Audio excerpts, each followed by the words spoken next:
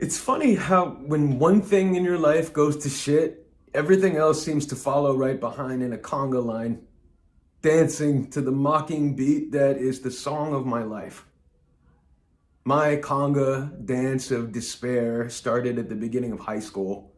I was so hopeful and stupidly naive.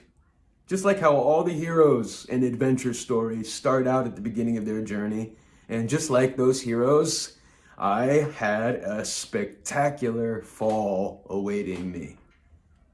My first failure came in academics. I was not perfect, and I knew perfectly well that I may never be. That did not stop me from trying. The way I attempted my flight to perfection, however, was in the worst, laziest way possible. I attempted perfection with idleness, inactivity. Might kind of be weird for some people. I mean, after all, it has been constantly drilled into us that hard work is what shows results. But I was a hybrid of society and fiction. What I saw in my classmates and the movies and others' expectations did not match up. I was to be perfect without trying. That was what it meant to be flawless. Trying denoted that you were imperfect to begin with. How can you ever erase the stain of hard work? So, yes, every time I was asked if I studied for that big math test, I would lie and say no. My classmates would then flash me a smile back and mirror my answer, and the cycle repeated and repeated until eventually those no's became the truth. I laid back and I waited for the results to come to me, and when they came, all I saw were reds. Red, red, red, another red mark, symbol of my failure.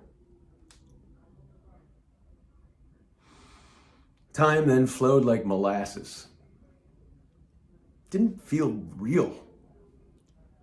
I waited for reality to catch up to the dream inside my head, and I wanted to prove myself smart.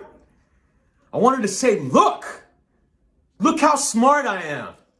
I did this without trying. I can do this without picking up a book, as if that somehow made me special.